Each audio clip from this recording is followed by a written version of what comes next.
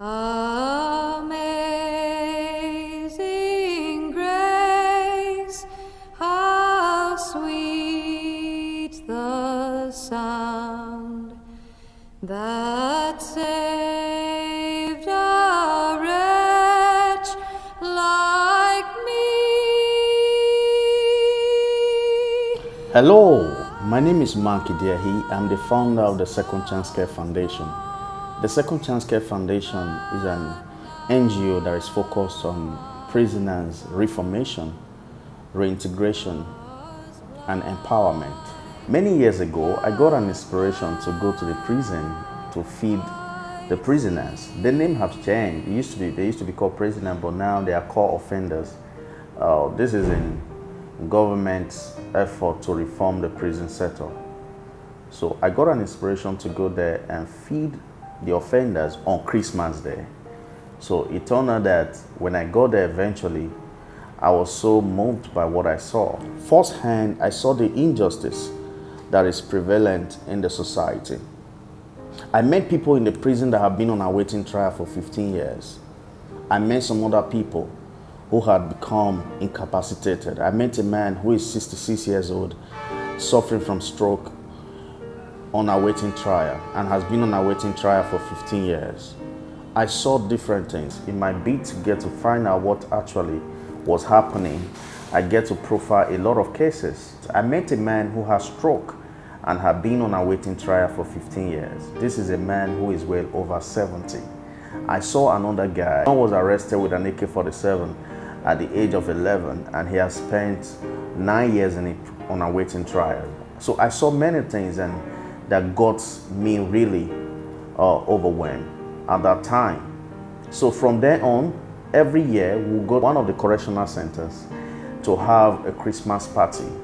Well, that has since morphed into an NGO that is now being called the Second Chance Care Foundation. We believe that everybody deserves a second chance in a society where people barely have to survive. I tell people all the time that when a man is hungry and he's angry, if he does not have the moral compass to navigate life vicissitude, he will throw caution to the wind and break the entire laws in the book.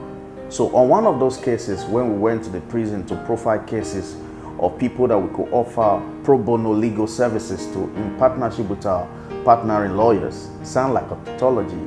Yeah, that's how it is. We had some lawyers who had volunteered to work with us.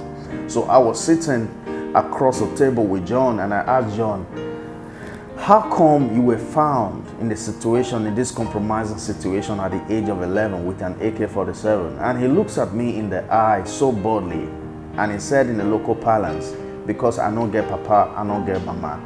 And I can imagine how an 11-year-old boy could be subject to a life where he now have to find himself with the wrong people. What was it with John? John used to be the guy that carries the bag. He was sleeping under the bridge. No home, no parents, nobody. On this particular night, he was accosted by these guys who told him, hey, guy, come they walk with us. Now you go they help us, they run things, they carry bags. So on one of these occasions, when they had gone to carry out an operation, as they were running away because they heard the siren and the police were coming, it was John who held the bag and was walking. They caught John, and to their surprise, they opened the bag and they saw the stuff in the bag. That was how John was thrown into the juvenile section of the prison. But now he became an adult, he was transferred to the adult section. All right, so John is still there. Now here's where the passion began. I began to look at the situation. I thought to myself, someone has got to do something about this. Last year, we were there again, and something really touching happened to me. We had written to the authority of the prison to invite the family of those who have been in prison so that we could offer them food and give them some cash to cook food and cook meat on the Christmas, especially the family where the breadwinners are in incarceration. So we were there having fun. We were sharing foods to them and giving them cash. But something happened. I saw this young boy looking so handsome, intelligent and smart. So I decided to engage him. Long and short of that engagement was, I was told that he's been out of school for more than 2 years. And I asked him why. He said because the mother can foot the bills. I'm like, what? Now, this is what happened. If we as a society don't take care of these people, I mean the children of those that are sentenced to life imprisonment and to death, what would then happen is that we'll have these children reinventing the cycles. So from then on, we initiated, or rather launched, an initiative called the Angel Scholarship. The Angel Scholarship is an initiative of the Second Chance Care Foundation that seeks to give educational scholarship to two categories of people: the children of those that are sentenced to life imprisonment and those that are sentenced to death. I believe when we do this, not only will we be able to fight the corruption, rather, I believe when we do this, we are actually addressing the issue of insecurity that is becoming prevalent in the society today. All over the country today, I have it on record. This is not some gainsay. This is not what someone said. I've seen reports. There's no more space in the prisons, no more space to take in people. You know why? Because the crime rate is on the rise. More people are hungry. More people are getting involved in crimes. So the resultant effect is crisis, lack of safety, and the rest that follows.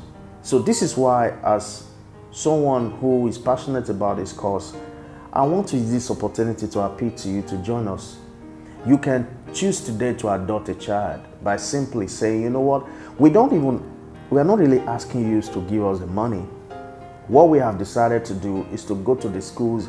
We've asked the prison authority to profile cases of those people that are out of schools. So we will be taking it, my team and I will be taking it upon ourselves to pay courtesy visit to these children in their homes and identifying with them those ones that are not in school.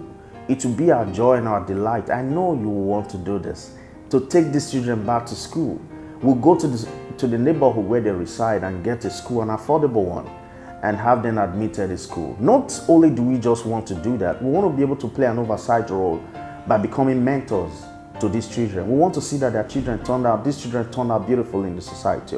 Remember what someone said, that it takes a community to raise a child. I believe that together we can partner to make sure we give succor and a better future to these children. Only then can we truly have justice and security in the society. It lies on all of us. We can all do something.